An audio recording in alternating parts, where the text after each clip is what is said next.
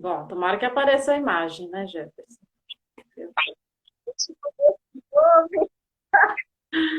Bom, eu concordo com você, eu também acredito, vejo que o filme ele traz essa reflexão em relação, né, à solidariedade, agora Nossa, sim.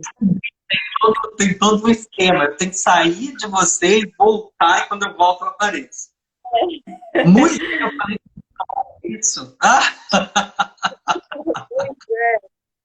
Mas que A bom. gente não sabe, não adianta. Então, é isso, né? Eu concordo. Boa noite, Celi. Eu concordo com você em relação à reflexão. É a solidariedade, é como a gente se comporta em relação às situações, né? E o filme traz à tona isso. Agora eu vou abrir, né, para o pessoal quiser colocar, fazer alguma colocação, participar, para a gente poder fechar, né? E eu Perfeito. gostaria, né, também, até que o pessoal vai colocando aí né, as sugestões, gostaria de ver com vocês, sugestão, até você, Jefferson, sugestão de filme para a próxima live, segunda-feira, às 8. Estou vendo o convidado ainda, tá? Assim que sair, já vou mandar, vou enviar para vocês, postar os cartazes aí, a divulgação. Abrindo Vamos lá. para as perguntas, pessoal. Quem gostaria de participar? A gente que é míope tem que ficar assim, né?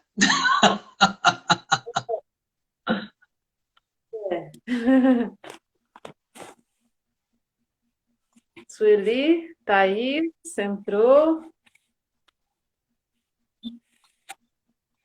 Acho que é bom, Bom, Bia, coloca fixado aqui para a galera conversar com a gente. como que faz isso? Gente, acho que você tem como, você coloca a mensagem e fixa ela ali.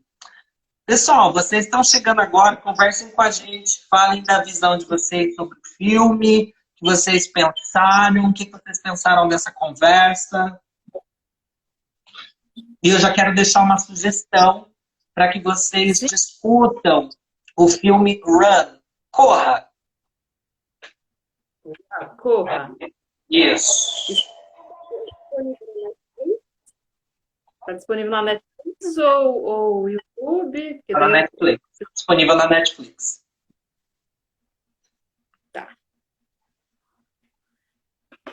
Bom, enquanto o pessoal está pensando se vai participar ou não, né? Vão participar, pessoal. Vou chamar o colega. Esse projeto, né, para quem não conhece, o projeto de extensão Cineato, eu comecei com ele em 2018, com filmes, né? Exibição de filmes uma vez ao mês, no campus avançado de Patu, da UERN, e depois com as peças. A gente tem as peças também. Fizemos uma peça chamada Todos Somos Capitus. Depois, o que nós fizemos. A segunda, a terceira foi baseada na obra do Lima Barreto, Texto Fim de Policarpo Quaresma, que a gente até participou no Festware, e está no Clero Romeu e Júlio. E aí nós estávamos com ensaios e tal, só que daí, né, veio essa pandemia e aí tivemos que parar. E aí, em conversas com o grupo, vamos fazer lives, né, porque esse processo, esse projeto não pode parar. Embora não estamos ali fisicamente, foi uma forma da gente poder sentir esse aconchego de vocês. Né? A Sueli, a professora Sueli, que é do Campus Avançado de Patu, ela coloca, achei fantástico você falar sobre o real antagonista, que é a existência humana. Sim, quem consegue ser solidário quando está em jogo a própria sobrevivência, né? Aí, Jefferson, Exato. É, é, eu, essa foi uma das questões assim que me pegaram, porque nós acostumamos muito rapidamente a nos desvincularmos da responsabilidade daquilo que nos aflige.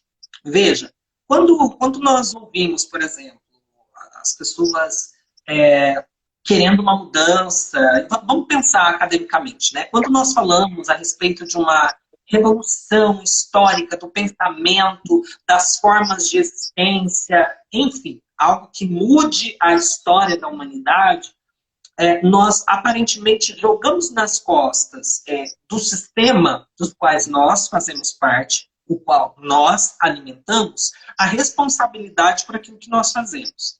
E aí nós dizemos o seguinte: mas eu sofro porque o sistema me aflige. E aí a pergunta é: o que eu faço para que esse sistema seja diferente? Então, se eu descubro que é possível minar esse sistema, se eu descubro que é possível pensar diferente, se eu descubro que é possível acessar aquilo que eu supunha não ser acessível, vamos pensar aí na crítica superficial de que o filme fala dessa divisão, né, ou dessa, que é uma crítica ao capitalismo. Se eu penso, então, toda hora eu coloco a mão na frente da luz, se eu penso que é possível acessar os bens de consumo, por exemplo, eu preciso, então, me organizar. E quando eu digo me organizar, é aprender como acessar esses bens de consumo. Eu não estou falando de meritocracia. Eu estou falando em pensar em que consiste essa mudança de pensamento, em que consiste essa mudança de ação que me permite, não só a mim, mas ao outro, acessar esse bem. Acessar o que está inacessível para mim. Que é o que acontecia no filme, né? O que permitia que as pessoas pudessem comer. A consciência de que havia para todos.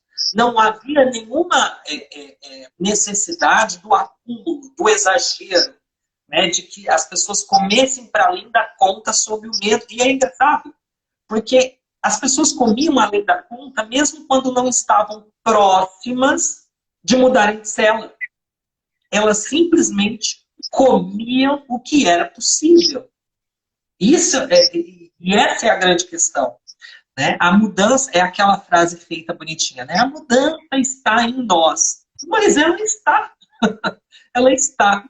Por mais que ela seja dolorosa, ela diz respeito ao sujeito. O sistema, ele é alimentado pelo corpo social. Se o corpo social é o mesmo, não há mudança. Mas daí, né, há necessidade dessa mudança de pensamento, que é o que o Gorin vai tentar fazer no decorrer de metade do filme, e que de fato não acontece. Então, a única pessoa que sai alterada, que sai mudada dali, de fato, é a nossa personagem, porém, que nós sequer sabemos se sai vivo ou morre desse processo. E acontece também no filme esse processo de punição, né? Quando você fica com algo, a comida está ali naquele determinado tempo, passou o tempo, ela está de baixo. Se você fica a coisa, né, vem o processo de punição, né, que é o frio. E aí a gente para pensar, bom, então tem que ser, a divisão, eu não vou pegar aquilo que é do outro, aquilo é do outro. Talvez aquela maçã seria o alimento preferido de alguém lá de baixo, por exemplo. E, Bia, a gente ia deixando isso passar. Acho que também não é só isso. É a lembrança de que a gente não precisa acumular. Exato. Né? É a lembrança de que o acúmulo faz mal. Exato. Quando a gente divide, todos têm. Quando a gente acumula, a gente paga o preço. E é isso que acontece. Bom, tem a Thaís falando, mas como fazer essa mudança se o sistema condiciona essa postura? Como proporcionar mudança de pensamento frente a esses territórios e a esse poder? É a pergunta da Thaís. Como que a gente... ótimo. Né? Thaís, é interessante pensar que, embora haja um condicionamento, nós sempre temos ações relacionadas à mudança. Uma colega aqui, a Rosana Jale, diz o seguinte: conhecimento poderia ser uma forma de não ser escravo do sistema capitalista? Me parece que é certo isso, sabe? A gente precisa tomar talvez um pouco de cuidado para não transformar a educação a base. Ela de fato é. Mas a educação não é em si a revolução, né? O pensamento revolucionário, lembrando, quando eu falo de revolução, eu estou falando de mudança drástica de ação, de pensamento, né? Ela precisa se basear, esse pensamento, essa mudança, independente desses condicionantes, Thaís, eles dizem respeito à apropriação desse pensamento. Então, vejam, as pessoas não eram privadas de saber que era possível dividir, e elas não só não eram privadas dessa informação, como elas eram punidas quando tentavam reter aquilo que deveria ser repassado para frente. Então, eu quando penso na administração, né, no papel dessa administração, eu não penso como essa... na verdade, não é que eu não penso. Eu penso justamente naquela ideia de poder que vai ser discutida por Foucault, e eu sei que deve ter colegas aqui que são ariscos com Foucault, mas nesse momento eu gosto bastante de evocá-lo, porque ele vai dizer que o poder, durante muito tempo, a gente verticalizou a noção de poder. E é preciso que a gente entenda que as relações de poder, elas também se espraiam. É lógico que elas continuam fazendo essas grandes divisões, né, de quem está em cima e quem está embaixo, por exemplo, como no pulso. Mas ela também permite que nós observemos esses microdistanciamentos, essas micro-organizações. E é justamente porque existem esses outros emaranhados possíveis de relação de poder, é que, quando eu descubro, opa, se eu sou punido quando eu retenho aquilo que eu deveria dividir. Se eu já sei, passando por outros andares, que se quem está em cima comer menos ou comer o suficiente, isso vai permitir que o de baixo coma, peraí. Isso significa que é possível ser diferente. Então, por mais que nós tenhamos uma estrutura que nos leve a pensar, porque esse é o sistema capitalista é basicamente isso. E é tão absurdo que quando a gente vê hoje o empresariado dizendo, olha, né, a economia vai quebrar, é preciso liberar as pessoas, né? A gente tem a resposta de que é o povo, somos nós que fazemos essa economia girar. Então, se a peça-chave dessa economia são justamente essas pessoas, é possível, veja, a gente está começando a ter condições de verificar isso.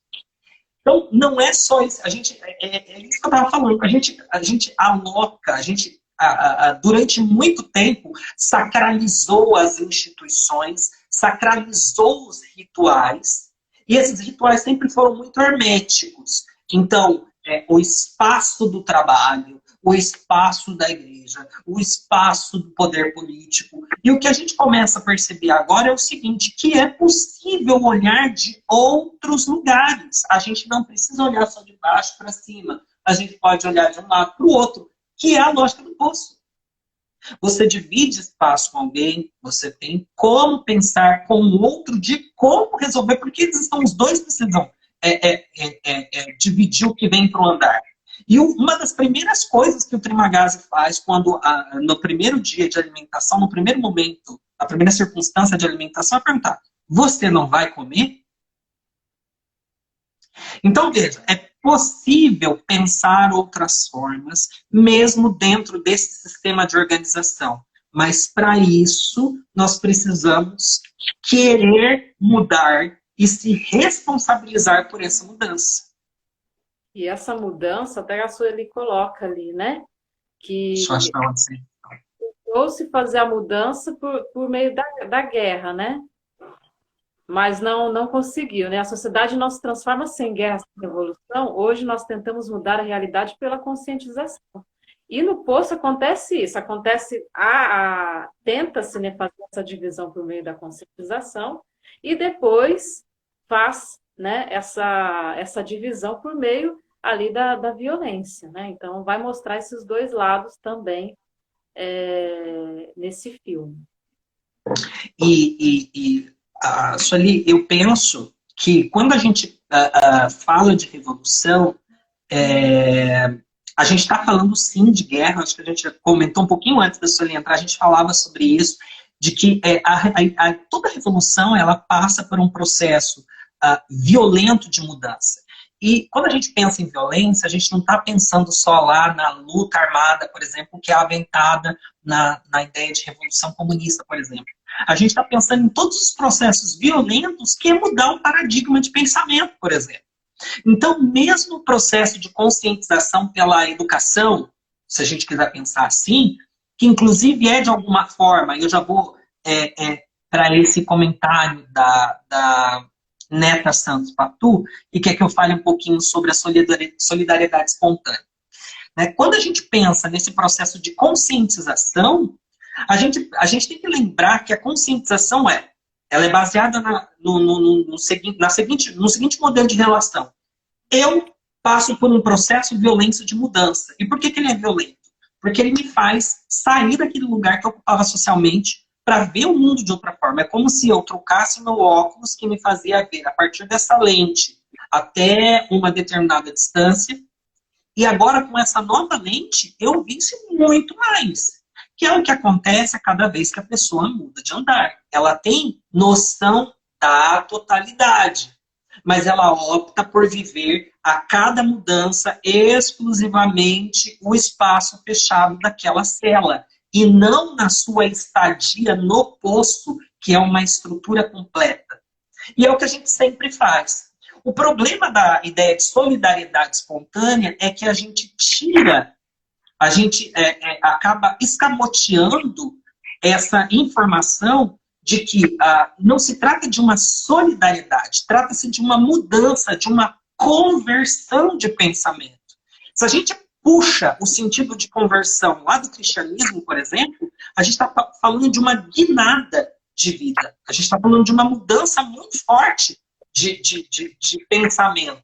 A mesma coisa vai acontecer quando a gente pensa na mudança de uma estrutura social.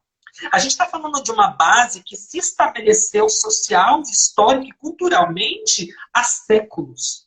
Então, mesmo pelo viés de conscientização, que pode passar, por exemplo, pelo processo de formação, e isso envolve também a formação acadêmica, universitária, enfim, escolar,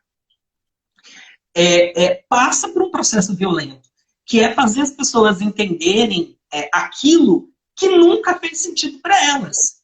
É entender que nós estamos presos desde sempre a um cadarço de tênis e não a um grilhão. Né? É aquela chargezinha do cachorro preso na linguiça, né? Preso a uma perna de cadeira por uma tira de linguiça. É essa a ideia. Né? O modo como nós nos organizamos socialmente, inclusive economicamente, é baseado nisso. Né? As pessoas, mas a gente não consegue vencer o sistema. Se por um minuto, todas as pessoas que estão na parte de baixo desse sistema social pensassem, bom, se eu disser não, vai ter que mudar. Se todos nós, nesse momento, o exemplo está aí. A maioria de nós estamos confinados nas nossas casas e a economia parou.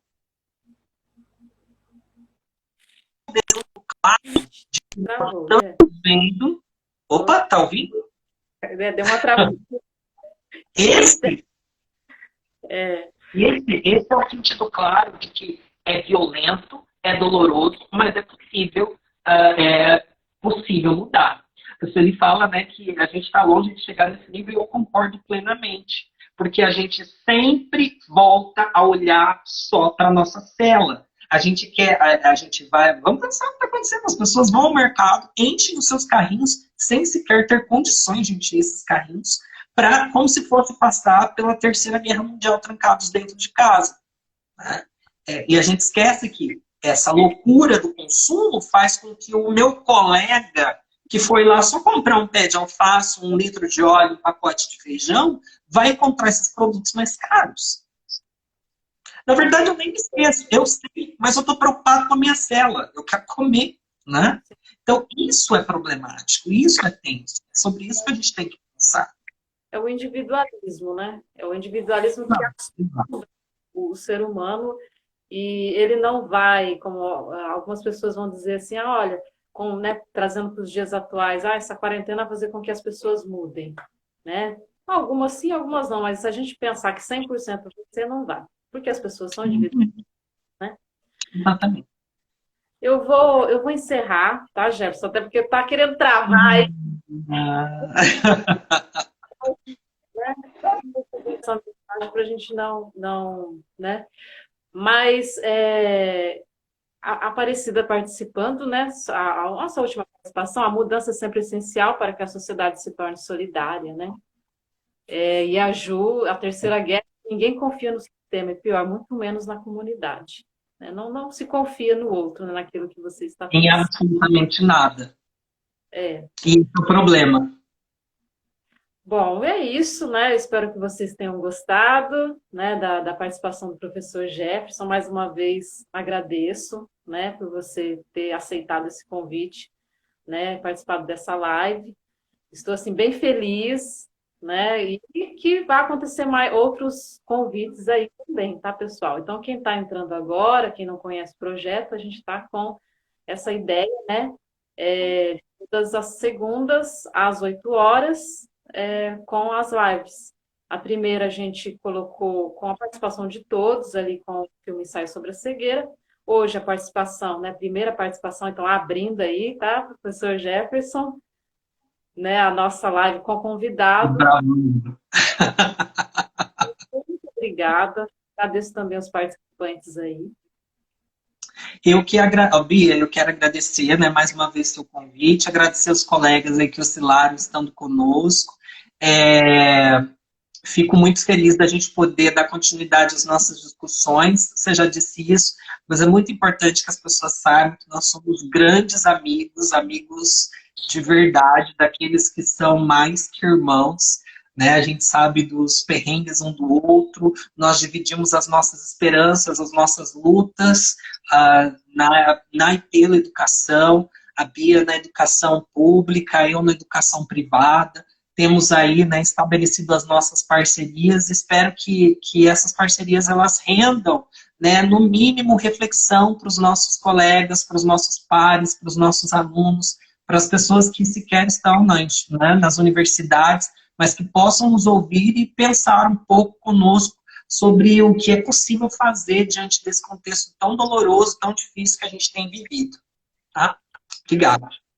Eu que agradeço, um ponto interessante que você, né, tocou. Eu acho que eu falei lá no início, né, mas como deu aqueles probleminhas, eu e o Jefferson, a gente é, assim, mais do que irmãos, né? Nós fizemos a graduação juntos, né? Começamos ali em 2007, então são 13 anos, olha o número significativo. Ainda mais velho, né? De criancinha. Ainda está ali em cima. Sim, é muito gratificante, porque a gente sempre está ali trocando, né? Trocando ideias, sonhos, né? E como você colocou ali, passamos muito perrengues, né? E é isso. Então, agradeço demais. Vou encerrar o vídeo aqui e gratidão. Beijo para vocês, coração, coração, coração. Beijão, gente. Até segunda. Depois eu coloco, a gente vai discutir e você pode participar também, tá, Jefferson? Arrasou, pode deixar. Beleza. Beijão, gente. Até. Tchau, tchau. Tchau.